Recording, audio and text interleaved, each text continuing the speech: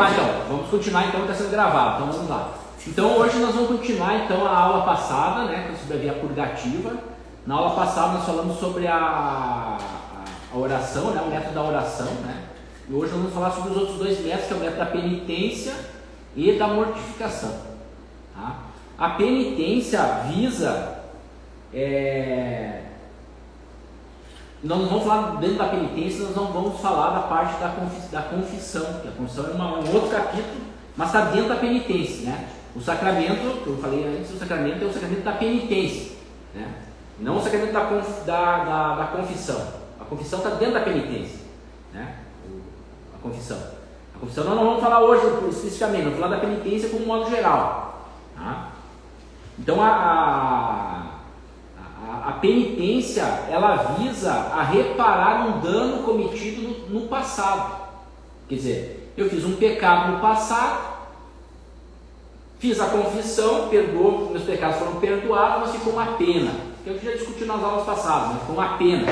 Essa pena eu tenho que pagar. Como é que eu pago? Através da penitência. Então a penitência visa a reparar, a pagar uma pena.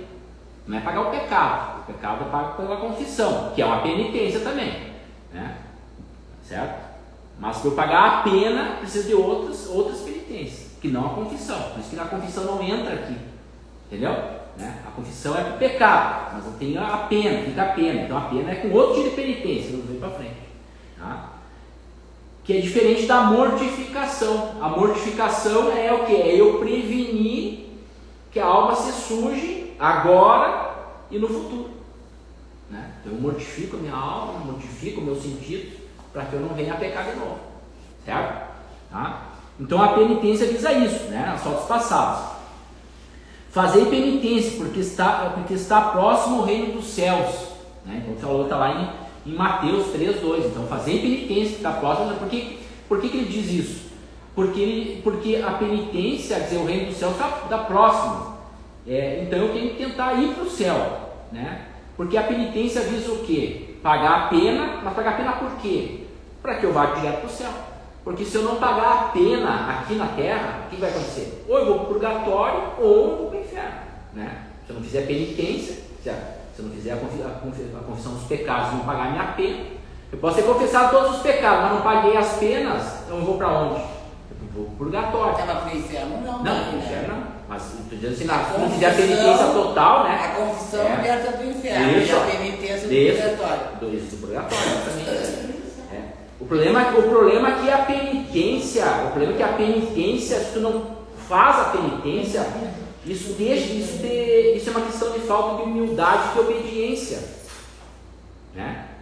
O padre diz para ti, faz isso, isso está deixando tua alma imperfeita, e a imperfeição vai te predispor a pecar, né?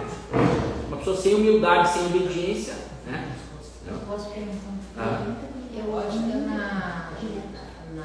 que no Rosário da Madrugada, sim, eu fiz os 40 anos, só que eu fiz, para mim, era uma penitência horrível, por causa que o sofrimento levantar as Tá, eu vou chegar lá. Tá, mas não foi pelos meus erros, eu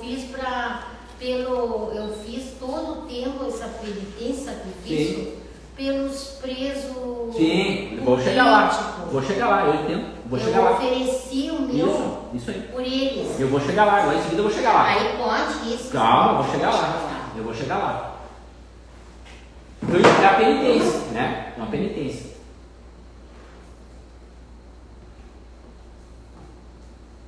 A penitência está enquadrada dentro da justiça, da virtude da justiça, né? Dentro da virtude da justiça. Se tu olhar, eu dei um papelzinho para vocês uma vez, né? Tinha as virtudes e os dons correspondentes lá na virtude, na justiça, que é dom da piedade, né? Estava lá religiosidade, você dá a Deus aquilo que é de direito, e estava lá penitência, né? Tá? Então está dentro da justiça. Então é uma questão de justiça você fazer a penitência, né? O conceito de penitência é uma virtude sobrenatural derivada da justiça, por ser o pecado uma ofensa a Deus. Então é justo que você, para pagar a pena que você fez a Deus, você faça uma penitência, né? certo? É um sinal de justiça, né? Você fez o pecado e você ficou devendo para Deus um pagamento daquele pecado, né? Por exemplo, no plano temporal, o que é a pena? É aquela história, eu joguei uma pedra no vidro do carro do vizinho, eu me arrependi, fui lá e confessei para o vizinho, eu joguei a pedra no teu vidro, quebrei teu vidro, o senhor me perdoe, eu estou profundamente arrependido. Aí o vizinho, eu te perdoo, mas você vai ter que pagar meu vidro, né? Se a pena, qual que é a pena? Pagar o vidro, né? Pegar o carro dele e pagar o vidro. Né? Só que para Deus o que é? Uma ofensa a Deus e uma pena que tem que pagar para Deus. Então, pagar para Deus o que é? É fazer uma penitência, né? Certo?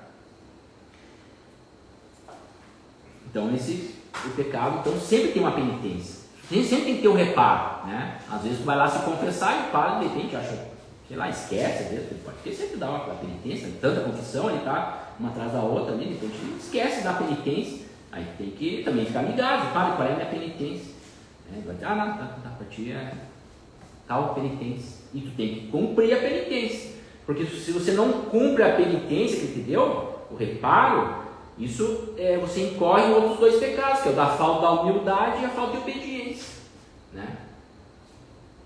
Só que essa penitência após a confissão, ela não é proporcional à pena que tu ficou devendo para Deus, né? Não é proporcional, porque de repente às vezes o padre manda rezar 3 Ave Maria. Exatamente, Às vezes para ti é um pecado grave, né? Tu acha que é grave, não é mortal, mas tu acha que é uma coisa grave. Mas o padre às vezes o padre vai me mandar rezar 2/3, né? E o padre vai me mandar rezar 2/3, mas aí ele te manda rezar 3 Ave Maria. A prudência não está em quem manda, a prudência não está em quem obedece, a prudência está em quem manda. Quando eu te mando fazer alguma coisa, eu que tenho que ter a prudência de mandar você fazer mais ou menos. Agora, a tua função o que é? Ter prudência? Não, a tua função é obedecer. Né? E no caso, eu confesso um roubo, que eu roubei, né?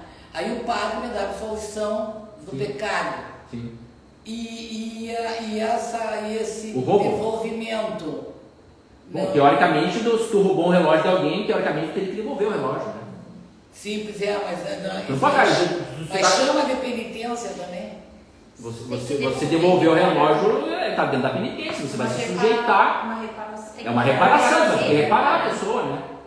Até se tu calumnia uma pessoa, tu tem que pedir perdão para ela e reparar. É aquela história lá que também tem isso na igreja, antes de vir aqui chorar pelas pitangas, você vai lá e você reconcilia. Leonardo, e esse que ela comentou? Não, calma, vou chegar na frente, vamos chegar na frente, vou chegar. Vão anotando os para nós, porque o que acontece? Eu vou falando, vocês vão falando, só que ali não pega vocês falando, daí lá quem está ouvindo não entende, então vai anotando vai anotando porque isso aqui é um assunto incruento, né? É cheio de dúvidas, então vai surgir um monte de dúvidas. Então vamos guardando, quando no final vamos sanar as dúvidas. Eu sei que se uma dúvida muito cruel aí, a gente resolve agora, ou não resolve nada também, tá? A penitência em si, não confunda a penitência com confissão. A penitência é uma parte a confissão é uma parte da penitência, né? A penitência é o gênero, a confissão são as espécies, é uma espécie. A confissão, a esmola, o jejum, a mortificação são penitências dentro da mesma espécie. Obviamente, dentro da espécie a confissão é a mais importante, por exemplo, do que da esmola, do que, né? Certo? E tirando a confissão, todas as outras é menos importante ainda do que a oração. A oração é muito mais importante do que dar esmola, é muito mais importante do que fazer jejum, é muito mais importante fazer uma mortificação da imaginação, por exemplo. A oração ela é mais importante. Tem a confissão, é outra espécie de penitência. E tudo tem o seu grau de importância, nós temos que ordenar as coisas, né? Você viu, entre a confissão e a oração, aí as duas coisas são importantes. Não dá para você ter penitência, fazer confissão sem fazer oração. Até porque para você fazer o exame de consciência, você precisa pedir para Deus a graça, né? Agora, entre da esmola, não estou dizendo que não precisa fazer as coisas, mas assim, em grau de importância, né? Em grau de hierarquia, né? Então essa penitência ela compreende 4 atos, né? O primeiro é ver que o pecado é um mal, quer dizer, eu tenho que pagar a pena, mas se eu não consigo nem enxergar que o pecado é um mal, como é que eu vou pagar a pena? Eu não vou pagar aquilo que eu acho que não devo, né? Eu jogo a pedra no vidro do carro, quebro o vidro, mas eu acho que eu tenho a razão, eu acho que eu não cometi um mal. Então como é que eu vou lá pedir perdão pela quebra do para-brisa do carro e ainda pagar um para-brisa novo? Então o primeiro passo é ver que o pecado é um mal. Depois é permanecer na alma, ter a noção que permanece na alma o vestígio do pecado. Todo pecado, toda afeição desordenada vai marcar na alma, aí vai ter uma impressão, né? Tá? O terceiro é tornarmos firmes resolução para não pecar mais. Então eu pequei, eu reconheço que eu pequei, eu reconheço que aquele pecado, todo pecado é grave, não no sentido de ser mortal, não, mas todo pecado vai causar uma impressão na alma. E essa impressão na alma não vai me deixar entrar no céu, mesmo que seja um pecado venial, né? Antes de passar pelo purgatório, né? Então, todo pecado é grave, todo pecado deixa uma impressão na alma, tá? E reconhecer o mal, a injustiça, né? E a necessidade de repará-lo, né? Certo? Respondendo a questão dela aqui da caridade, ela vai voltar. Eu deixei o celular sendo o banco que eu pensei que não sabia que tinha. Tá. Então o pecado, ele é uma questão, a penitência é uma questão de caridade. Primeiro conosco. Né? É uma caridade conosco. Eu cometi um pecado, eu tenho que reconhecer esse pecado, eu tenho que confessar o pecado, que é uma penitência. E tem que reparar o dano do pecado. Por quê? Porque esse pecado vai me dar problema. Né? Vai me dar problema. Então é uma caridade comigo também. E é uma caridade com o próximo também. Né? Por quê? É aquilo que ela está falando. Eu posso fazer penitência por mim, com uma caridade para mim, um ato de caridade. Né? E posso fazer uma penitência com outra pessoa. Né? Posso fazer penitência pelas almas do purgatório. Por exemplo, no Centro de Estudo da Ave Maria, lá quando nós criamos o Centro Ave Maria, nós dedicamos todos os nossos esforços de estar aqui, de estudar, dar aula, assistir a aula, todos os nossos esforços são dedicados às almas do purgatório. Então, cada vez que a gente vem aqui, quando vocês vêm aqui e fazem um esforço, está servindo para quê? Para as almas do purgatório. Né? A gente não quer nada para a gente quer todo o esforço é para as almas do purgatório. Né? Isso está lá no estatuto do Centro de Estudo. Né? Ninguém faz por mim, eu não faço por mim mesmo, por vanglória minha. Né? Não, faço pelas almas do purgatório. Então todo o meu sofrimento, isso é um sofrimento mesmo. Porque eu tenho que estudar é um sofrimento, estudar é uma penitência, estudar, dedicar o teu estudo a isso, como penitência, ela vale como penitência. Né? Tá? Então isso que ela estava vendo, mas eu acordei de manhã, às 4 horas da manhã, para rezar. Bom, rezar não é bem uma penitência. O rezar não é uma penitência. Você não pode dizer, vou rezar todos os dias o terço. Bom, mas isso não é penitência. Isso é oração. É uma obrigação. Né? Eu vou ir na missa. Bom, mas na missa não é penitência. Isso, já. Agora, ela fazer um esforço para acordar às 4 horas da manhã. 40 noites. Isso é uma penitência. Claro, dentro das penitências tem oração, né? Tem oração. Tem a oração vai preencher aquela penitência, mas a penitência é o ato, aquela dedicação. Eu vou dedicar essa minha vontade, né? Essa aqui, vou acordar cedo, vou fazer como um ato de penitência. Mas a oração em si não é um ato de penitência. Né? Não é um ato de penitência. Aliás, ela é superior a esse ato de penitência. Eu ia perguntar sobre a expiação. Nesse sentido, o que teria de diferença esse fato e a mortificação? Sim, agora vamos ver agora. A penitência, ela visa. A penitência está dentro da mortificação. A mortificação é o gênero. Tem o gênero animal, tem as espécies, né? Os mamíferos, os humanos. Né? A mortificação é um gênero. A penitência é uma espécie de mortificação. A penitência visa reparar coisas do passado. Né? Se você não... Aí a mortificação é mais uma prevenção. E a mortificação eu vou mortificar, vou deixar eu vou ordenar minha vontade, minha sensibilidade para as coisas do agora e para as coisas futuras. Entendeu? Então tem essa diferença. Mas ela serve para a mesma coisa, né? O fim é nos unirmos a Deus, o fim é nos estarmos purificados para que nós possamos nos unir a Deus, né? Esse é o objetivo. Aquela tua pergunta é então que a penitência ela pode ter um ato de caridade para mim mesmo, né? Porque eu vou pagar as penas dos meus pecados, isso eu vou me favorecer com isso, né? Vou pagar a pena e vou ter menos tempo no purgatório, ou de repente vou direto para o céu, né? Se eu conseguir pagar todas as penas, né? Mas eu posso usar a minha penitência não para mim, mas como um ato de caridade para o próximo. Esse próximo pode ser as almas do purgatório, por exemplo. Você pode dedicar aquelas 40 noites que a senhora assistiu lá, acordou de manhã, foi um sacrifício, a senhora pode dedicar as almas do purgatório. Mas a senhora pode fazer com penitência para um de nós, para um parente, para uma... Eu fui atendida, porque quando eu comecei não tinha soltado ninguém, depois foram soltando, graças a Deus. Exatamente, né? Tá? Então, é como um ato de caridade para o próximo, serve também, tá? A prática da penitência, primeiro, unir-se a Jesus penitente, isso é importante. Não dá para fazer penitência sem essa penitência estar unido a Jesus Cristo. Exatamente.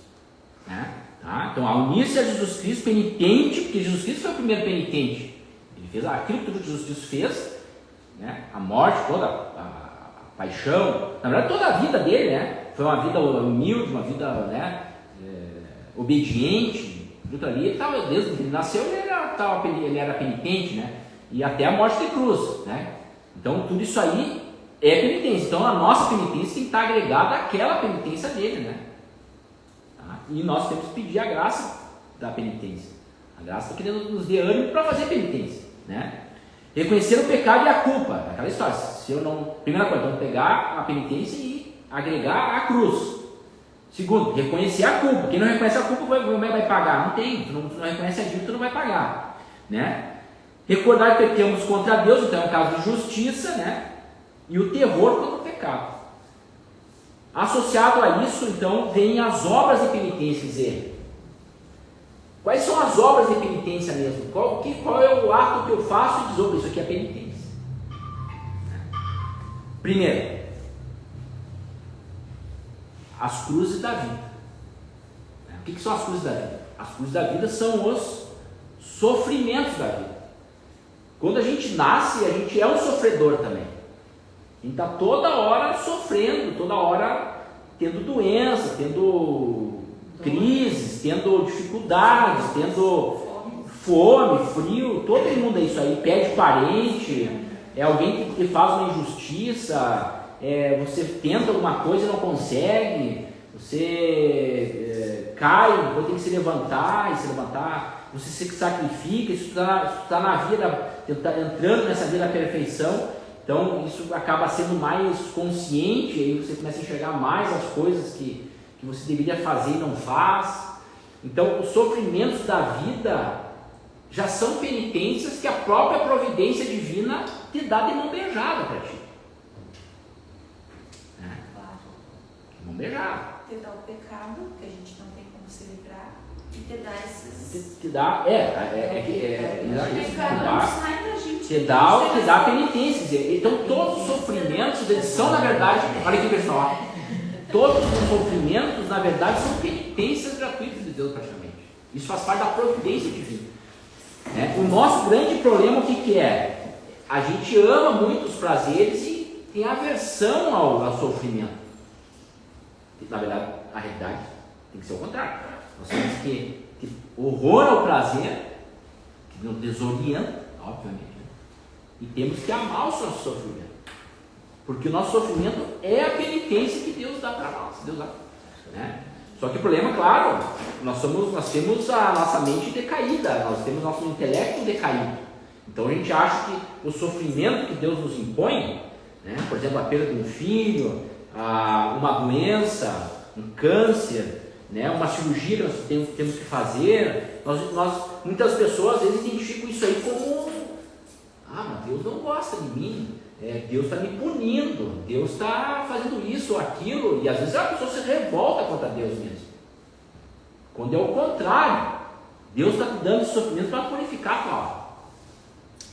Leonardo, e aí, é sempre penitência ou depende da forma como eu acolho? Mas tu acolher, por exemplo, tem o Larci teve uma doença e aí você identificou isso como um Deus contra mim. Quer dizer, Deus está contra mim.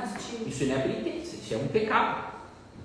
Tu está usando a penitência que Deus te dá, está invertendo a situação e pecando mais ainda. Sim. Entendeu? Né? Sem consciência. Perdeu um filho. Pode dizer: Deus é muito mal. Tirou meu filho. Onde é que está a penitência aí? É um pecado contra Deus. Tu está tendo um pecado gravíssimo contra Deus. Né? Tu tá fazendo uma blasfêmia.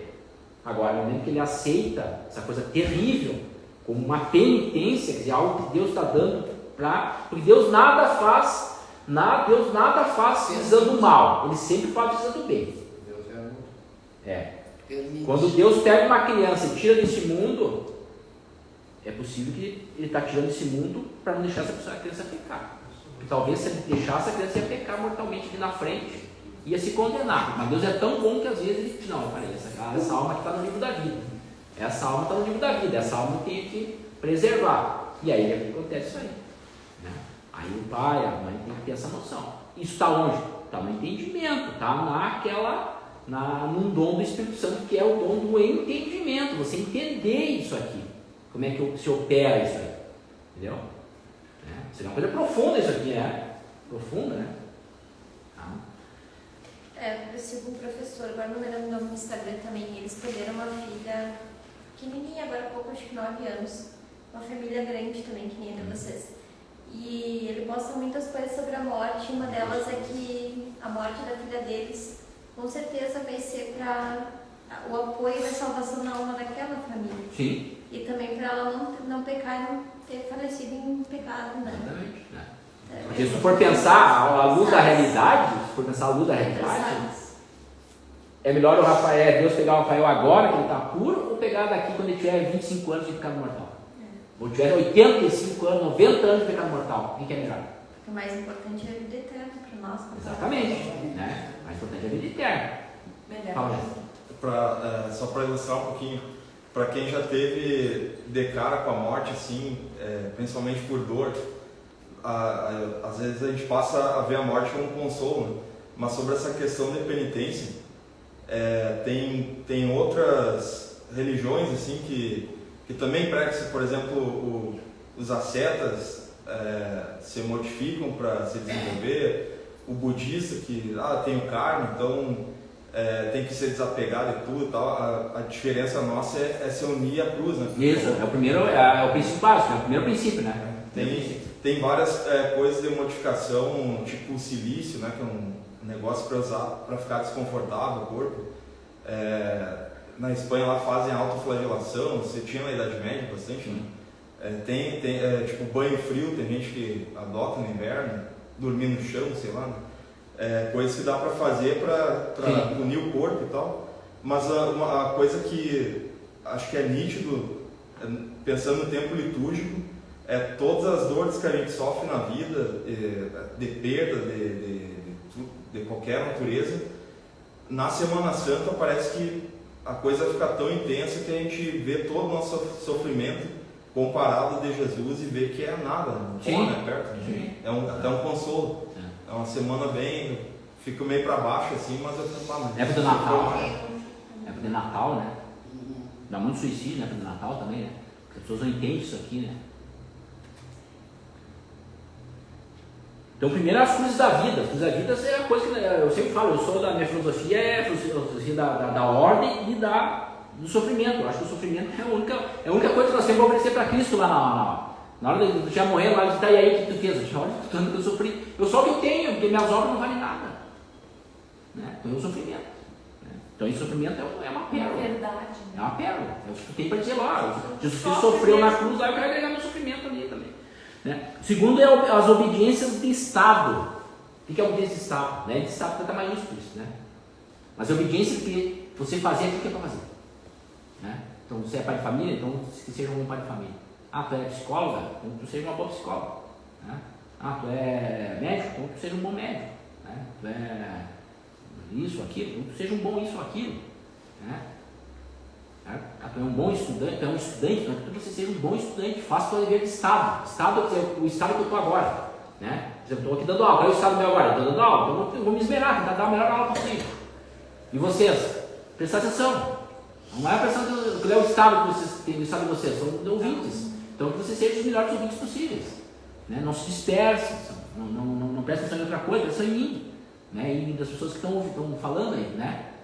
É o Estado, é aquilo que ele fala aqui, a obediência ao dever de Estado. E que coisa maravilhosa quando a gente, apesar desse conhecimento que a gente vai adquirindo aqui, que a gente chega a um momento em que, no momento, é capaz de usar esse conhecimento. Sim. Fazer por Deus. Isso. Fazer esse é o primeiro, é unir-se a Jesus penitente. Esse é o primeiro princípio nesse caso aqui, né?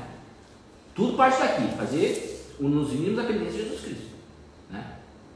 Aí o resto é isso que ele está falando, né? Usar o sofrimento do dia a dia, agregar aquele sofrimento de Jesus Cristo. Aquilo que é para fazer, é para fazer.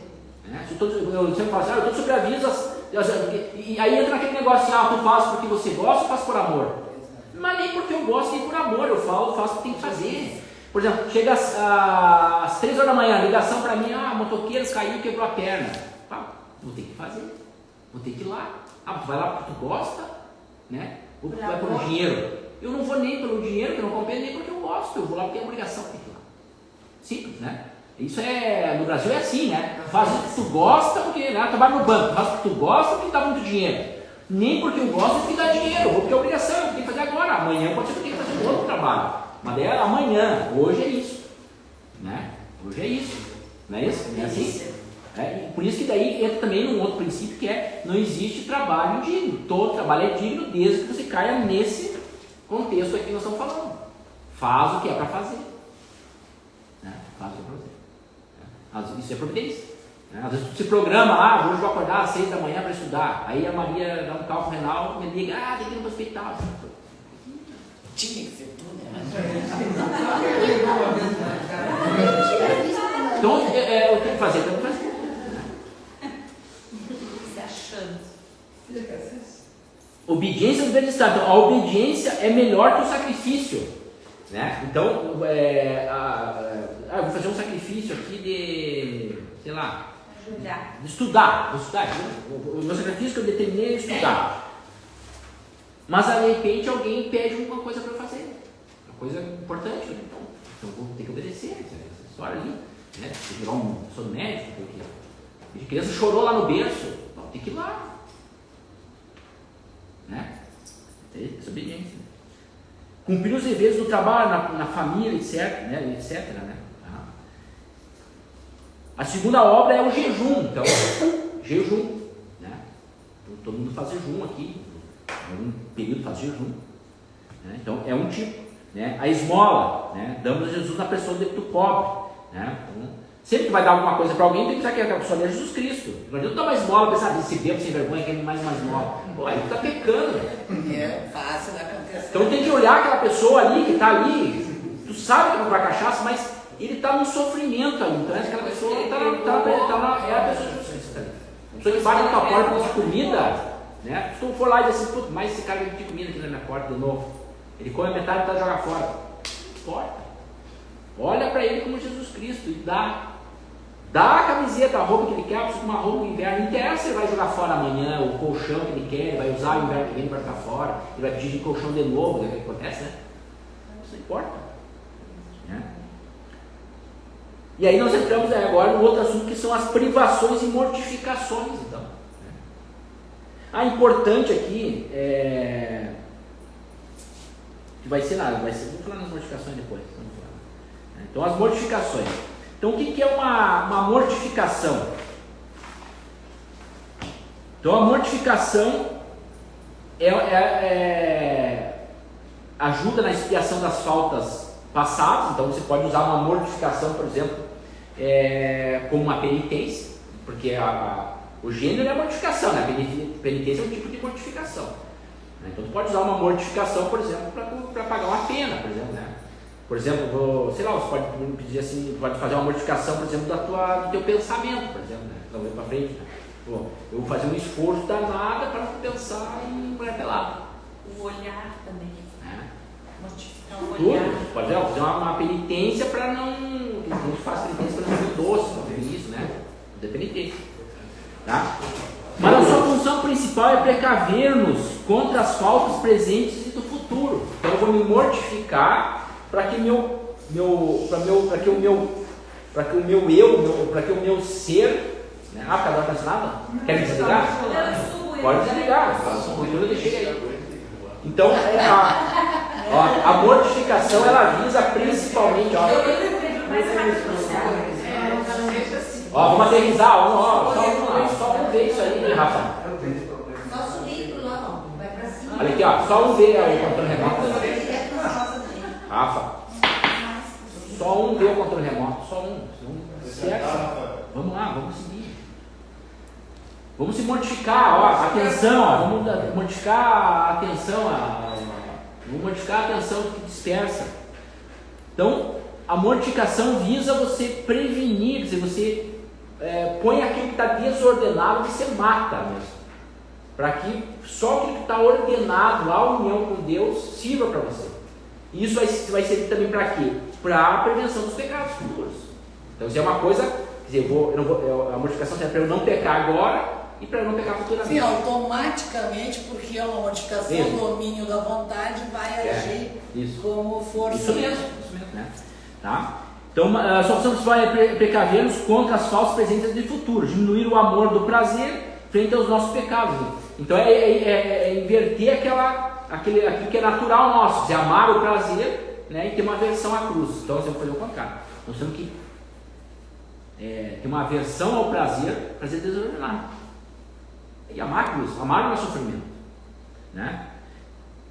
A mortificação tem sinônimos: renúncia, abnegação, mortificação, crucificação. Vamos crucificar nossa vontade, vamos crucificar nossa sensibilidade, vamos crucificar nossa imaginação. Sepultamento, né, da vida anterior, da vida antiga. O homem velho com o homem novo, isso é mortificar o homem velho. Né? Combater o bom combate. O que São Paulo fala? Combati o bom combate. Eu mortifiquei tudo que era desordem em mim para chegar lá no final, né, ter a fé mantida. Né? Conceito é a luta contra as más inclinações para submetê-las à vontade. Então, as minhas más inclinações eu submeto à minha vontade. E a minha vontade é esta a Deus. E a minha vontade é Deus. Então existe uma ordem. Deus tem que mandar a minha vontade, né? E a minha vontade tem que mandar nos meus desejos. Na minha parte inferior. Agora nós vamos deixar mais nítido para frente, né? Isso é necessário tanto, né? Tanto para a salvação, para a minha salvação, né? E para a minha perfeição. Né? Quer dizer, a minha mortificação é importante para eu me salvar, para ir no purgatório que seja. Mas eu estou salvo, no purgatório eu estou salvo, né? No purgatório ninguém vai para o inferno. No purgatório. Né? Agora, se eu me mortificar de uma maneira adequada, eu conseguir fazer então depende, eu posso ir para o céu direto, né? É possível ir para o céu direto. É difícil, são poucos que conseguem. Mas é possível através das mortificações. Será que nesse de vida eterna tem alguma coisa a ver o tempo do purgatório menor ou maior ou mais longo? Sim, o tempo do purgatório. Porque o que serve o purgatório? O purgatório é para purificar a tua alma. Sim. Aquilo que tu não purificou aqui, tu vai purificar lá. Quanto mais suja a tua alma, mais tempo tu vai demorar lá. Sim, pois é, mas então vai ter. Por exemplo, tu cometeu um pecado mortal, gravíssimo. 60 anos. Tu matou uma criança. Sim. Tu se confessou para Deus, né? Se arrependeu profundamente, confessou, fala que perdoa. O pecado está pagado. Mas e a pena? Sim, até quanto tem que recuperação. esse pecado manchou a tua alma? O quanto você vai ter que pagar aqui na terra para limpar a tua alma? Tem gente que talvez não consiga limpar quase nada, então esse cara vai ter que limpar onde? Lá no purgatório. E quanto tempo de purgatório para limpar a alma? Isso eu não sei. A gente sabe que quando a gente lê livros sobre o purgatório, a gente vai ver que tem santos, pessoas que passaram 5 minutos no purgatório. Passou no purgatório porque você lá aquele dia era para você dizer isso para a freirinha lá que estava fazendo, tu não disse, esqueceu, você não disse, achou que não era necessário. 5 minutos de purgatório, aí depois vai para o céu. Né? Tem já outro, teve um caso de um príncipe europeu que estava combatendo em guerra, ele era um bárbaro, assim, era um guerreiro, que se converteu no último instante. Algo raríssimo de acontecer, né? Mas no último instante ele levou alguma coisa no peito, uma espada no peito, uma coisa, e estava morrendo e ele se converteu na hora, né? Entendeu? Se converteu, se arrependeu de tudo. Foi pro purgatório, tempo de purgatório, até a segunda vida do Senhor Jesus. Se é assim ou não sei, está lá escrito. São almas que algumas almas voltam para relatar. Né? Deus não permite que a alma do inferno volte, a alma do purgatório venha falar com a gente, mas algumas eles permitem. Algumas eles permitem, né? Que venha e conte. Né? Tem uma mística que recebeu de alma do purgatório. Isso. Tem vários cenários. Quanto maior esforço em combater tudo que é mais contrário às suas inclinações, maior é o progresso espiritual. Aqui tem um princípio que chama-se identidade por semelhança, que é um princípio que São João da Cruz diz, né? Ele diz que assim, que a alma se identifica conforme aquilo que ela ama. Aquilo que a alma ama, né? Então, o amado vai imprimir uma marca na alma do amante, né? Então, se a tua alma se identifica com os prazeres carnais, aquilo lá vai imprimir na tua alma. Você vai se identificar, a tua alma vai ser os prazeres carnais, entendeu? Né? Se a tua alma se identifica com Jesus Cristo, então vai ter uma impressão na tua alma, você vai ser um novo Jesus Cristo, certo? É a identificação por semelhança. Assim. É aquela história, onde está teu coração, aí está você. Não é mais ou menos assim? Onde está teu coração? Se meu coração está nas coisas impuras, coisas erradas, ali sou eu. Agora, se meu coração está... Né? Onde está teu coração, aí está teu Deus, né? Se o teu coração está no dinheiro, aí está teu Deus, o dinheiro. Se o teu coração está na, outra coisa, né? Na soberba, na vanglória, aí está o teu Deus, né? Se o teu coração está só achar que os estudos é o que importa, bom, então o teu Deus é o estudo, é a vida intelectual rasa, né? E na imitação de Cristo diz assim, toda a vida de Cristo foi cruz e martírio, né? Que nós tínhamos falado no comecinho, né? Então a vida de Cristo foi toda cruz e martírio, desde o começo, né? Ele não tinha uma pedra para repousar a cabeça, né? Então toda a vida dele foi isso aí, né? Então nós temos que, como fundamento, a nossa penitência e modificações visando a Jesus Cristo. Primeiro, então agora vamos fazer assim, mas como é que eu faço esse negócio de martírio, do martírio, da mortificação? Primeira coisa, iniciamos mortificando prazeres lícitos. Por isso que as pessoas às vezes falam, não vou tomar cerveja. Tomar cerveja é lícito, não é proibido tomar cerveja. Vou fazer uma penitência não comendo chocolate, que eu amo chocolate. Não, comer chocolate não é proibido, né? Não é uma coisa lícita, né? Vou comer doce, não vou tomar refrigerante por 40 dias, não vou fazer isso ou aquilo. Então iniciamos mortificando prazeres lícitos, para irmos criando forças para renunciarmos os ilícitos. Então começa por baixo, começa devagar, né? Santo Mário Aquino dizia, não entre no rio de cabeça, entra pelos regalos, né? pelos afluentes, chega lá dentro do rio, né?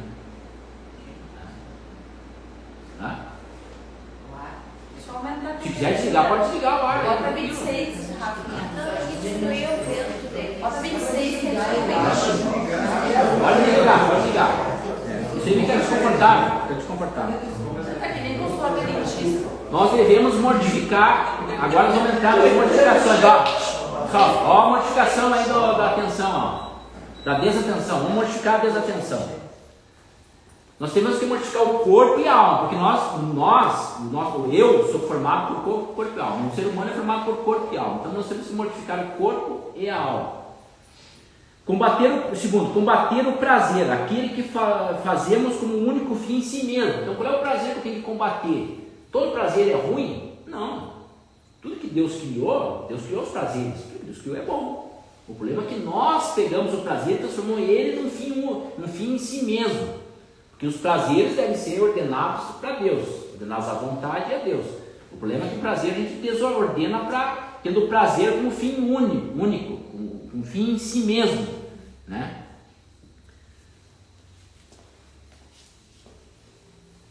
Fazer com prudência. Então não dá, por exemplo, uma mulher grávida fazer a penitência do jejum, né?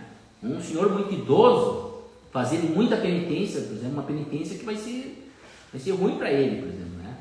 Eu tenho artrose nos meus joelhos, coisa e tal, e eu quero fazer uma penitência de percorrer a igreja, toda a nave da igreja de joelhos. Para quê? Faz uma outra penitência, né? Ou a pessoa é diabética, por exemplo, vou fazer penitência de ficar em jejum, aquele jejum de 24 horas, né? Que é horrível de fazer, né? Ficar 24 horas sem comer. Não é fácil, 24 horas é pouco, fácil. Na queda, eu já tentei. Sim, na queda. Não dá, só entra em hipoglicemia, né? Então a prudência, né? A prudência. Pega um alcoólatra, aí o cara de repente, sei lá, ele tem uma inspiração divina ali, ele vai dizer, não, então vou fazer uma penitência, ficar 20 dias sem tomar bebida alcoólica, assim, nada. É óbvio que vai entrar em abstinência. Então não é uma penitência. Então, ficar sem beber não é uma penitência boa, né? Talvez é melhor dizer assim, vou tentar tomar, eu tomo 4 vezes por dia, vou tomar 2, né? Ou uma noitinha, né? Para queimar o cu. É prudência, né? E a prudência da onde? A prudência, então temos que usar a nossa razão, nosso intelecto para isso aí, né? Nunca fazer então, em relação à prudência, né? E discrição, né? Então, a prudência e a discrição são duas coisas importantes na penitência. Você tem discrição. Não adianta fazer jejum com aquela cara de jejum hoje, penitência, né? Todo mundo sabe que está triste, está no sofrimento por causa daquilo ali, né? Não é assim que faz penitência, mas ninguém fica sabendo. Está feliz por fazer aquilo, está feliz, né? Porque o sofrimento tem que agregar alegria naquilo ali, está fazendo para Deus, não é para ti, né? Considerar então a prudência, a discrição, considerar a força física, moral e dever de Estado, né? Dever de Estado, por exemplo. De repente eu tenho que cuidar alguém, eu não posso fazer uma penitência de sair dali e ficar 2 dias rezando na igreja. E aí a fulaninha que tem que cuidar vai morrer aí, né? É dever de Estado, né? Eu tenho 5 filhos para criar e vou fazer uma penitência de, sei lá, uma penitência que vai prejudicar o teu dever de mãe, de pai, né? Ou, vou faltar ao trabalho, vou fazer penitência, vou fazer uma peregrinação, vou faltar 30 dias de trabalho, 15. Está jogando contra, né? E a hierarquia, sempre as modificações interiores, a modificação da vontade, a modificação da tua memória, não vai para frente, a modificação da tua imaginação, da tua vontade, isso é superior à modificação do corpo, aquele que ele falou, você usar um silício, isso é válido para você fazer, mas a modificação interior ela é mais vantajosa do que a modificação do corpo, né? Você fazer um jejum, por exemplo, é menos vantajoso do que você fazer uma modificação da tua vontade, da tua imaginação, da tua memória, da tua inteligência, né? Porque é mais fácil. Não é porque é mais fácil, é até mais difícil. É mais difícil até. Mas é mais vantajoso, vai te dar mais benefício futuro. Você pensa muito, por exemplo, tem os 7 pecados, né? Você tem 7 pecados. Tem, por exemplo, a luxúria, por exemplo, né? Tem o teu pecado dominante ali está enraizado na luxúria, né? Então é muito mais vantajoso você se mortificar na tua memória, na tua imaginação referente a isso, do que tu fazer. Eu não estou dizendo que não é para fazer, isso tem que ficar bem claro, né? Eu estou dizendo assim, não faz. Estou dando a ordem hierárquica das coisas, né? Mas na ordem hierárquica Esse tipo de modificação é mais vantajoso para ti do que o jejum, porque o jejum, tu faz o jejum, amanhã tu vai come tudo que tu quiser. Agora, você modificar a tua memória, a tua imaginação, sob o ponto de vista da luxúria, amanhã tu vai continuar. De repente vai te dar estímulo para você continuar. Que ninguém faz jejum de 30 dias, 40, só Jesus Cristo. Né? Então a hierarquia interior tem mais valor. Não que a exterior não é para fazer, mas tem mais. Né? Tá? A primeira modificação é a modificação do corpo e do sensível. Disciplinar o corpo e colocar a serviço da alma. O corpo tem que estar a serviço da alma. Tu quer olhar como é que está o estado da pessoa, a alma da pessoa, você olha para o corpo da pessoa. Tu olha como é que ela se veste, tu olha como é que ela se posiciona, como é que ela caminha, como é que ela reza, como é que ela faz o sinal da cruz, como é que está. Na Idade Média, a educação medieval, ela visava a harmonia da alma com o corpo. Então, quando a criança entrava no colégio, lá nas escolas, né, as crianças, os adultos entravam nas escolas, o que acontecia? Que treinamento eles recebiam? Eles treinavam o corpo. Porque você treinando o corpo, vai refletir, então, a alma. Então, tem que treinar o corpo. Né? Então, tu tem que se vestir decentemente. Você não pode ir na missa de bermuda. Pode ir de bermuda aqui, não tem problema. Aqui não é missa. Mas tu não pode ir na missa de bermuda, de chinelo de dedo. Você não pode ir na missa e ficar olhando o celular. Então, isso te dispõe a tua alma. Né? Você não pode ir na missa com decotão, uma leg grudada parecendo um bundão lá. Você está bem na frente ainda. Não, é verdade, é assim. É um shortinho. Né? Não é assim que tu faz. Põe uma roupa e você vai na frente. Põe os cheiros, o negócio. As mulheres na frente e as mulheres atrás. Não tem problema. O marido vendo onde é que anda. Hã? Quando tem assim na frente, as mulheres olhando os olhos do marido vendo onde é que anda. Já dispersa, né? Então isso se você tem então essa é a modificação do corpo e dos sentidos externos, né? A maneira que você, a postura corporal, a maneira que você fala, a maneira que você, tudo isso aí, a maneira que você se veste, né? Isso aí era treinado, né? Depois se perdeu, então as pessoas não se vestem de qualquer jeito, né? Desde cruzar a perna na missa. Não se cruza a perna na missa. Não é indicado, não. Sim, tu vai com uma sainha, chega do lado de si, vai ter que cotovelar, cara. Não, assim, vai ter que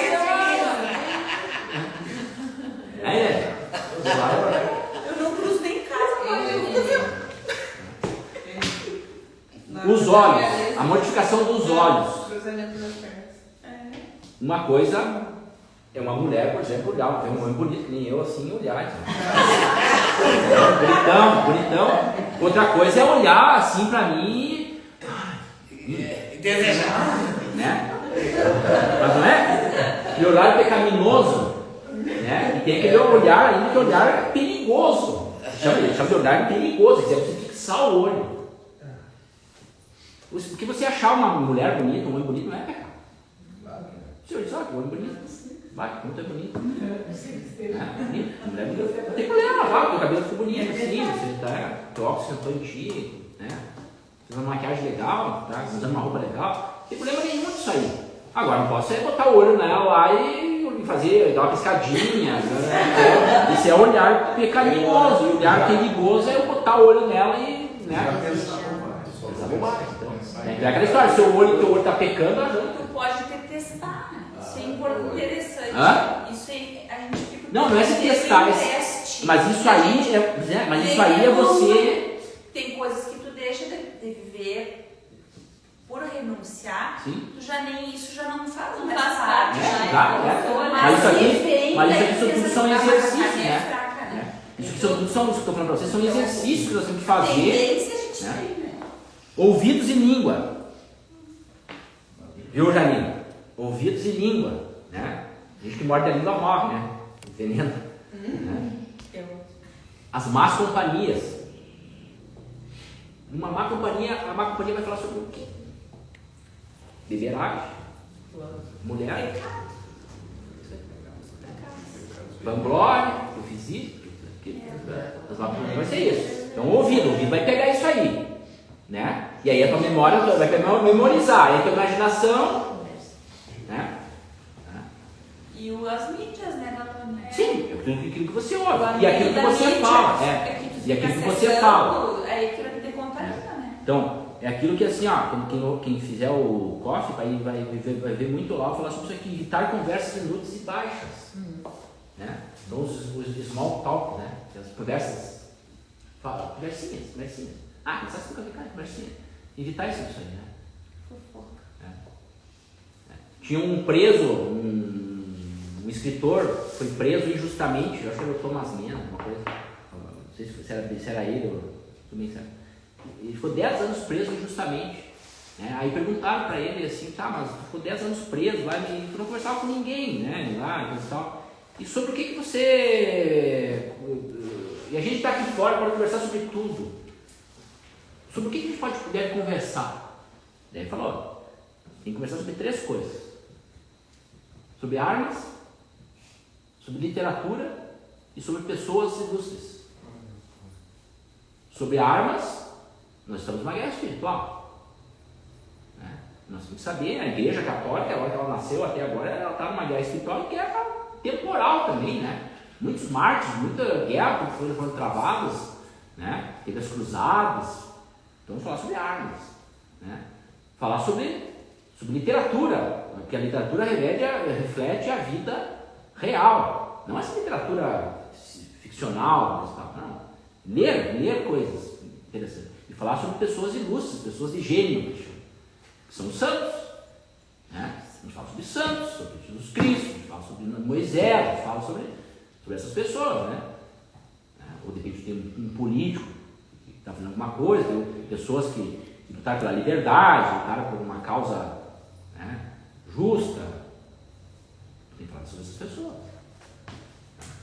Tudo o resto é ninharia, é small talks, né? É conversas baixas. Né?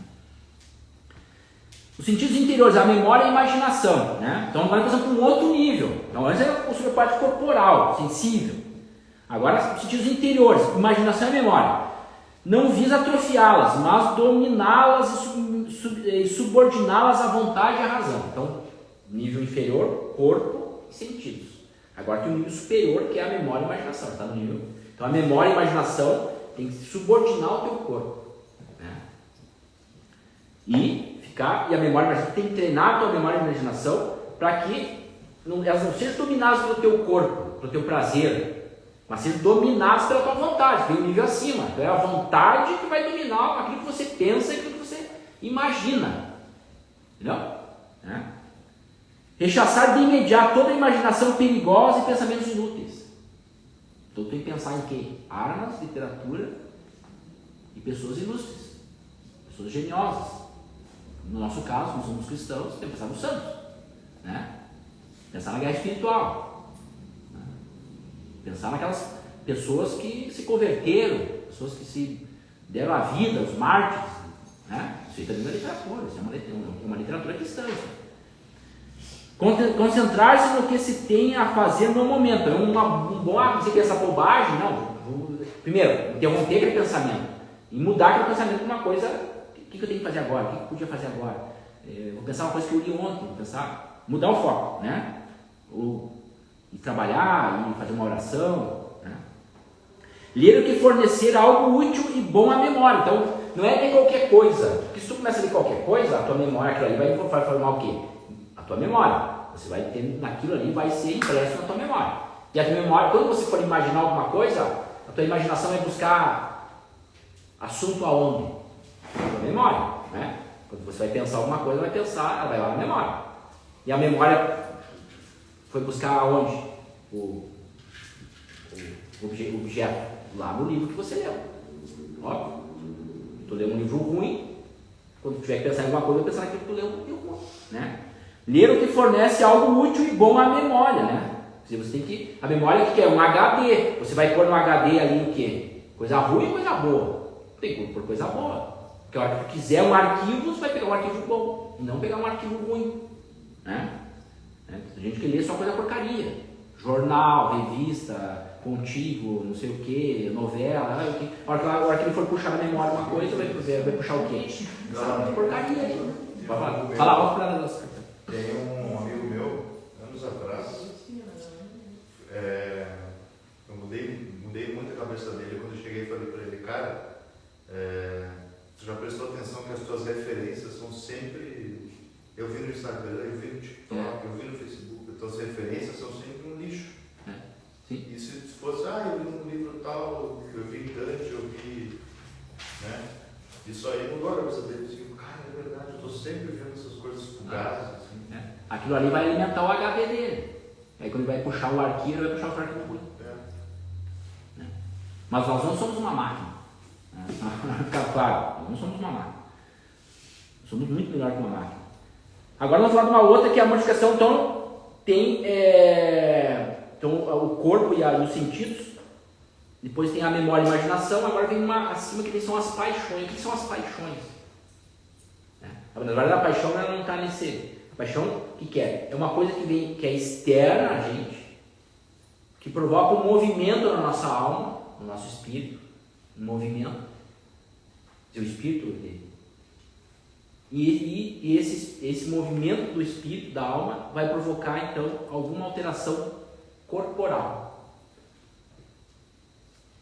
Então tem algo externo, esse algo externo é captado pelos sentidos, a alma vai provocar um movimento interior, isso vai repercutir no nosso ser, né? E daí, no caso, eu falei corpo, na verdade não é só o corpo, é no corpo e no espírito.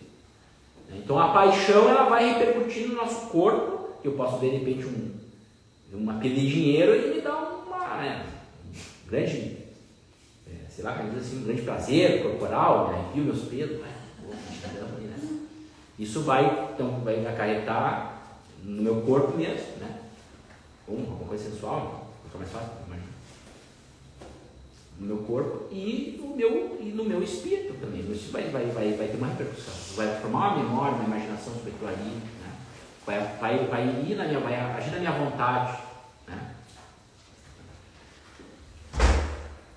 Então, paixão provoca um movimento do espírito, que são acompanhados por reações do organismo, na verdade. Né? O organismo daí sim, é físico e mental, né? Tu vê alguma coisa exterior a ti, o cara está te xingando lá, você captou aquilo lá, aquele xingar é uma paixão, certo? Aquilo lá vai provocar um movimento do teu interior, aquilo ali vai refletir no teu organismo, físico e mental. Você vai aumentar a tua adrenalina, vai ficar vai ficar vermelha, vai enrijecer os músculos, vai dar um murro na cara do cara, não é assim? A paixão provoca isso aí. Os movimentos são aqueles movimentos impetuosos sobre o apetite sensitivo, né? A paixão ela é diferente do sentimento. Às vezes as pessoas confundem sentimento com paixão, né? Você chutar um gato, para o gato é uma paixão. Paixão é algo exterior ao corpo. Isso que é paixão. Por isso chama-se a paixão de Cristo. O que quer dizer a paixão de Cristo? Aquilo que Cristo recebeu de fora. Isso que é paixão. A chicotada é uma paixão. A gusparada é uma paixão. O prego que cravou na mão dele foi uma paixão. Entendeu? Você pegar um martelo, você pegar um facão e dar uma martelada, uma faconada numa árvore, para a árvore, isso é uma paixão. Para mim é uma ação. Entendeu? O cara que cuspiu na face de Jesus Cristo, pro cuspidor é uma ação. Eu cuspiu. Mas para quem recebeu a gusparada é uma paixão. Entende? A paixão do nosso Senhor Jesus Cristo, o que é isso? É tudo aquilo que ele sofreu. Né? São 11 paixões que existem. Todas partem do amor. Todas as paixões partem do amor. O que é o amor? O amor é um querer alguma coisa ou alguém. Assim, eu amo Deus. Eu quero Deus. Quero me unir a Deus. Aí eu amo cachorros. Quer dizer que eu quero ter o cachorro. Aí eu amo dinheiro. Quer dizer que eu quero ter aquela coisa. Só que daí o amor faz com que imprime na tua alma aquilo que você ama. Né? Se tu ama dinheiro, tu tem pressa a avareza. Né? Se tu ama a luxúria, vai ter pressa a tua alma a luxúria. Se tu ama a Deus, vai ter pressa a Deus. Né? Então as paixões são 11, todas elas são procedentes do amor. Então, o amor então, é a união a coisa ou a pessoa. Então tem o ódio, o desejo, a aversão, a alegria, tristeza, audácia, temor, esperança, desespero, cólera. Não vou falar de cada um desses aí. Depois, quem quiser. Né? Quanto às paixões, tem 3 visões diferentes sobre paixões. Os estoicos, eles tinham uma visão de que todas as paixões são ruins. Temos que mortificar todas as paixões devem ser mortificadas. Para que o nosso corpo, para que a nossa mente domine o corpo. Então todas as paixões são ruins, todas elas têm que ser mortificadas. Né?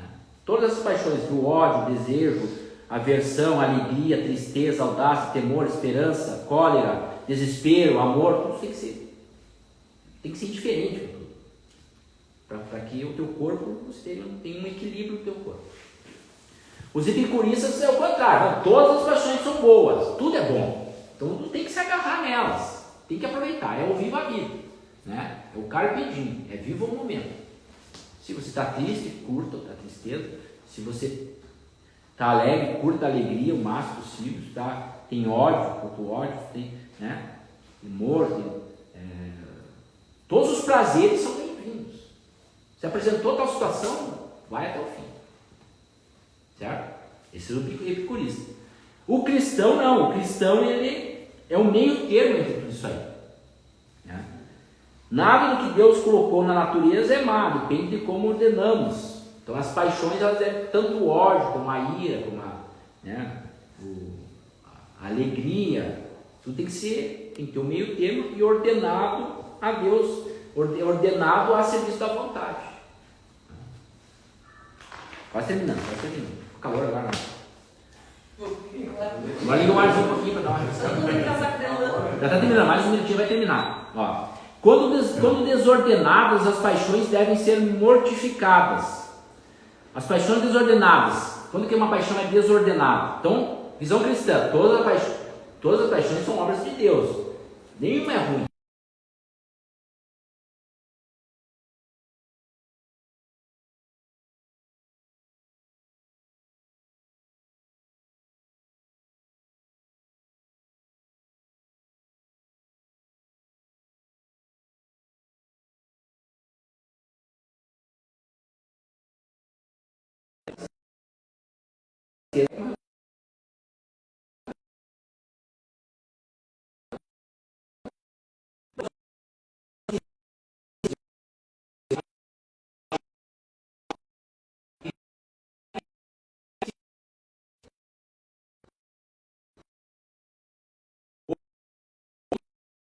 A Deus, né?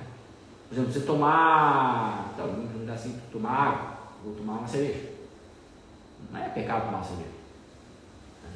Agora, se não é pecado, então esse prazer de tomar cerveja, né? Essa cerveja é uma paixão, né? Então eu vou desordenar, vou tomar todas, né? Você desordenou com uma coisa ilícita. Dá alegria você tomar um gole de cerveja, né? Agora, se tu tomar todas, aquela alegria vai se tornar uma beberagem, né? Uma boa dor de cabeça por dia. Né? E ainda pode ser que tu bêbado vai fazer outras coisas, não deve. As paixões desordenadas, elas cegam a alma, porque a alma fica só na paixão, ela cega, você direciona, ao invés de direcionar a tua alma para Deus, direciona para a paixão, né? Cansam a alma, porque você tenta aquela paixão, aí porque a paixão nunca sacia a pessoa. A paixão nunca sacia a pessoa. Você consegue aquilo lá, você usa aquilo lá, e depois você quer de novo, porque não te saciou, né? Só que se tu começar demais, aquilo lá te causa uma fadiga, você vira uma coisa ruim. É que nem você comer chocolate. Você comer chocolate, você fica um ano sem comer chocolate, aí tu vontade de comer chocolate, tu pega aquela barra de chocolate, aí tu dá prazer você comer chocolate, não é ruim você vai comer um pouco de chocolate. Agora você de repente come lá, 2 kg de chocolate. Aquilo lá vai criar uma aversão aquilo ali, né? e depois daquilo ali, amanhã tu vai querer comer chocolate de novo. Né? Tu nunca está satisfeito com aquilo ali. Enfraquece a vontade, porque a vontade está só pelo prazer, né? E o prazer é bom agora, depois ele fica ruim, depois tu quer de novo, aí vira aquela, sempre na mesma, né? A vontade vai cansando, né? E mancha a alma, né? A alma torna-se imagem do objeto da paixão, aquilo que já falamos, né? Tá? Primeiro, para você se desapegar das paixões, né? Todas aquelas, da ira, todas aquelas. Primeiro, contar com a graça. Segundo, adotar uma tática prudente, né? Então, pensar num prazer, pensamento de um prazer similar que leve a um movimento da alma contrário àquela paixão desordenada. Pensar coisas nobres o tempo todo, né? Substituir a ideia pobre pela ideia mais nobre. Tem uma ideia, a luxúria sempre é mais fácil de dar exemplos, né?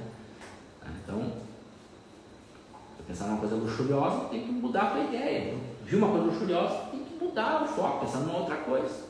Armas, literatura e pessoas novas, né? Tá? Fortalecer a ideia boa com outras análogas, né? Então, tem uma ideia boa, mas se você ficar muito naquela ideia boa ali, aquilo lá vai se desordenar naquela ideia boa.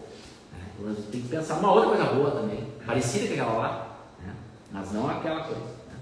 Então as paixões, o capítulo sobre paixões é enorme, eu fiz só um resumo aqui para vocês. Né? Então paixão é tudo que vem de fora, que provoca um movimento em você. E esse movimento vai causar alguma coisa no teu organismo, né? Ou corporal ou na tua alma, no teu espírito. Né?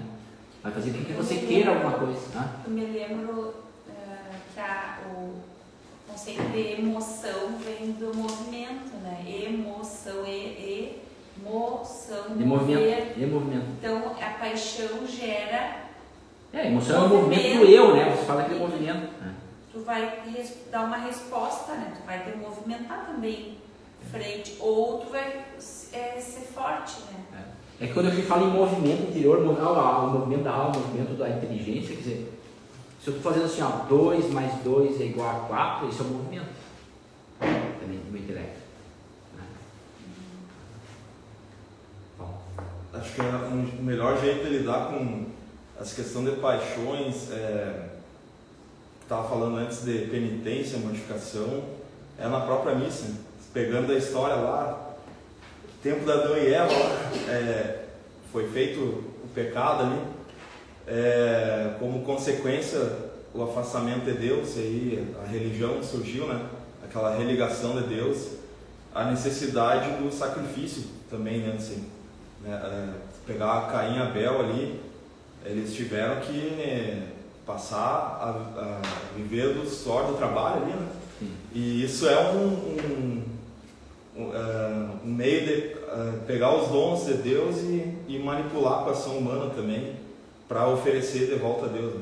E a missa também é um sacrifício. Tem uma parte específica da missa que é justamente para a gente fazer esse movimento aí ligado à penitência e à mortificação. Não sei se vocês sabem qual é. É a consagração. Não, é o ofertório. Sim, você se oferece. Sim, você se oferece. Por que é ruim de tu entender isso? Porque tu não falo geral assim. Por conta, por exemplo, da própria música litúrgica, que é tão mal desconhecido, enfim, mal utilizado, né? O ofertório não precisa falar de pão e vinho. Embora você use esse elemento assim, do pão, que é a massa ali manipulada, o vinho não é um suco de uva, aquilo foi transformado pela ação humana e tal, mas o ofertório, a raiz é a gente pegar essa questão que está pesando para nós e nos unir ao sacrifício de Cristo, como o padre fala ali, receba o meu, agora o meu e o vosso sacrifício, o nosso sacrifício, nessa parte, né? Então o ofertório é meio que uma motivação a mais se a gente está vivendo essa questão aí de penitência, acho que dar um gás assim, ir na missa e se oferecer, justamente para fazer isso na missa. No ofertório tu dá a oferta material mas a principal é se entregar a Jesus ali ao sacrifício. Porque sim, tem a oferta ali que se oferece Desculpa, entregar suas dores, seus problemas. mas na verdade ali, na verdade é o que está acontecendo.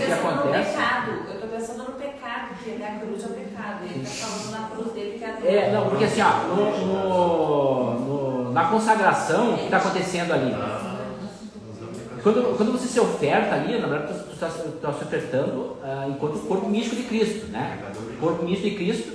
O que está acontecendo com o corpo místico de Cristo? Porque nós na missa somos corpo místico de Cristo, né? Individualmente cada um se oferece. Se oferece para quê? O ofertório é para quê? Se oferece para quê? Para morrer por Jesus Cristo, naquela cruz ali. Porque quando isso que é o ofertório, né? Porque Jesus Cristo não morreu na cruz sozinho. Ele morreu com o ladrão da direita, né? O ladrão da direita, que era o bom. Então nós temos que na cruz, ali no ofertório, nos oferecendo para morrer no lugar daquele ladrão bom. Né? O da direita é o bom. O da direita é o bom, né? Que foi o que se arrependeu, né? E na consagração do pão e do vinho, é quando o pão e o vinho são consagrados separadamente. Aquilo ali que significa a consagração do pão e do vinho? A morte do Senhor Jesus Cristo. A Jesus Cristo está morrendo. Separou o pão, a carne do sangue. Separou. Então, carne e sangue se separam, morreu. Né? Depois ele vai ressuscitar lá no Agnus Dei, lá no Cordeiro de Deus, ali, deu carne, ressuscita. Né? Depois nos unimos. Né? A última modificação que eu vou falar para vocês, então nós falamos dos sentidos do corpo, depois falamos da memória e imaginação, falamos das paixões que vão entrar, agregar nisso aí. Agora vamos falar da parte superior, que é a vontade e o intelecto. Isso é um assunto longo, vou só dar uma resumida bem rápida para vocês. Então, quanto à modificação do intelecto, não é não saber nada, é o contrário, né? É a gente ter aquela noção de fé e razão. Nós sabemos usar a fé e a razão para o bem, para um bom uso da fé e da razão, né? Então, os defeitos a serem modificados quanto ao intelecto, primeiro, a ignorância. Nós temos que modificar não o nosso intelecto, nós vamos modificar a ignorância. Então, como é que a gente modifica a ignorância? Estudando, lendo a Bíblia, lendo a vida dos santos, estudando a história da igreja. Né? Tradição, magistério. Então, é assim que é a ignorância. Então, nós temos que fortalecer a nossa alma, mortificando a nossa ignorância. Né? A curiosidade, nós temos que mortificar a nossa curiosidade. Porque nós não podemos estudar qualquer coisa, não podemos querer saber tudo, temos que saber as coisas que interessam. Né? O que interessa para a salvação da nossa alma? Nós temos que fazer a pergunta: o que me interessa? Me interessa eu estudar uma coisa que não tem nada a ver? Não, vai perder teu tempo ali, só por curiosidade. Né? Quando tu abre um jornal, fica o jornal de domingo, fica o domingo inteiro lendo a 0 hora ali, serve para quê aquela porcaria? Para nada. Né? Só por curiosidade mesmo. Por curiosidade, né? Orgulho, né? Achar-se que sabe tudo, né? É uma coisa que nós temos que mortificar o nosso orgulho. Né? Então, mortificar a ignorância, mortificar a curiosidade e o orgulho. Né? Só quem sabe sou eu. Porque a verdade ela tem vários aspectos. Nós nunca conseguimos abstrair a verdade inteira. A gente sempre pega um pedacinho da verdade. Né? Então, nós estamos discutindo a mesma coisa num determinado assunto. Eu estou enxergando o elefante, estou discutindo o elefante, que é a verdade. Eu estou vendo o elefante de costa, então eu consigo só discutir o rabo do elefante. Tu está vendo o elefante de frente, tu não consegue discutir tu vai discutir sobre o ponto de vista da tromba do elefante. Então nós temos que ter a noção de que aquilo que nós estamos discutindo não é a mesma coisa, mas fazem parte do mesmo ser. Então por isso que dá rivalidade. Eu digo que o elefante, faz parte do elefante é um rabinho pequeno, não, faz parte do elefante uma tromba bem grandona. Tu não sabe nada. Quem sabe sou eu. Por quê? Porque eu estou vendo o elefante de costas e o elefante de frente. Só que nós estamos falando coisas diferentes, opostas. Mas na verdade, nós temos que ter esse entendimento. Boa parada. Claro, não dá para eu estar falando de elefante e estar falando de livro. Aí nós não vamos nos entender mesmo. Né? Então, queria explicar tudo pela razão também. Né? Não dá, tem que ter a fé também. O cristianismo, ele quase todo ele é pela razão. A Igreja Católica toda é pela razão, praticamente. Toda ela é científica. A Igreja Católica é uma ciência, ela é científica total. Algumas partes têm fé. Nascimento virginal, é fé. Né? Como é que Jesus opera os milagres, é fé. Como é que a Maria era imaculada, bom, acreditar nisso aí, né? Cura. A ressurreição do Senhor Jesus Cristo, como é que ele operou essa ressurreição? Ele não sabe. O resto é tudo. Quando o João Batista perguntou para Jesus Cristo, perguntou para os apóstolos, vão lá, e eu quero saber o seguinte, esse que está aí, esse Jesus, é o Jesus o Messias ou não? Aí os apóstolos fizeram o quê? Eles foram lá e perguntaram, João Batista que está na prisão, quer saber se você é o Messias ou vai vir outro? Aí que Jesus Cristo respondeu para eles, vão lá e digam o que vocês viram e o que vocês ouviram. Isso é um método científico. Né? Então, a gente diz assim, eu não acredito na ressurreição do nosso Jesus Cristo. Bom, mas o cara, ele falou que ia ressuscitar, ele morreu, e depois eles viram ele vivo, comendo peixe na praia, e o cara botou o dedo ali, como é que ele não ressuscitou? É método científico isso aí, é ciência, isso não é ciência, não é? Mas eu não acredito em Jesus Cristo, ele era um homem normal, comum, só que ele era iluminado. Tá, mas e os milagres? O milagre não é explicado pela ciência, mas como que não? Não estava o cara cego, não enxergava, e o cara voltou a enxergar de novo? Isso eles não viram, não teve um monte de gente que viu isso aí, né? No caso científico, isso aí. Né? Lázaro estava morto 4 dias fedendo lá já, não foi lá ressuscitou o cara, ele viveu, foi um milagre. Vão lá, ou digam o que vocês viram. Então, se dizer que Jesus Cristo não fez milagre, Jesus Cristo não ressuscitou, isso é negar a ciência. Né? Os caras eu sou científico, então, quer mais ciência do que isso aí? Né? Maria era virgem, teve homem, e aí nasceu Jesus Cristo. Né? Como é que foi? Tem coisa mais científica do que isso aí? Né? E não querer provar nada, tem coisa que não precisa provar. Tu não precisa provar aquilo que você não consegue alcançar pela razão. Não, eu quero uma prova, que nem Santo Agostinho, mas eu quero a prova de que se eu fizer isso eu vou me salvar. Ele ficou 40 anos buscando essa prova e não achou, dizendo, não tem prova, a prova é Jesus Cristo. É a fé mesmo, tem que acreditar em Jesus Cristo. E a vontade, então, aí vem a vontade é o grande problema nosso. A vontade, ela está de braço dado com o nosso livre-arbítrio. E a vontade, ela é a origem dos problemas. Porque ela se deixa seduzir pelo corpo, pela vontade do corpo, do sensível, pelos olhos, pelos ouvidos, pela língua. Ela deixa se seduzir pela memória, pela imaginação. Rapidamente ela domina a vontade. Começa a imaginar coisa, a vontade já. Né? E aí a tua liberdade é muito ligada à tua vontade. Se tu tem vontade, a tua liberdade vai. Né? Então por isso tem que domar o corpo, tem que mortificar o corpo e mortificar a tua memória, a tua imaginação e domar as tuas paixões. Porque a vontade é uma coitada. Criança age muito pela vontade. Então ela vai ceder. Então, só que a vontade, ela tem um senhor. A vontade tem um senhor, que é o intelecto, a razão. É a razão, o conhecimento, né? Essa falta de orgulho, essa falta de você domar a tua inteligência, tem que domar a tua inteligência para ela domar, pôr a serviço dela à vontade.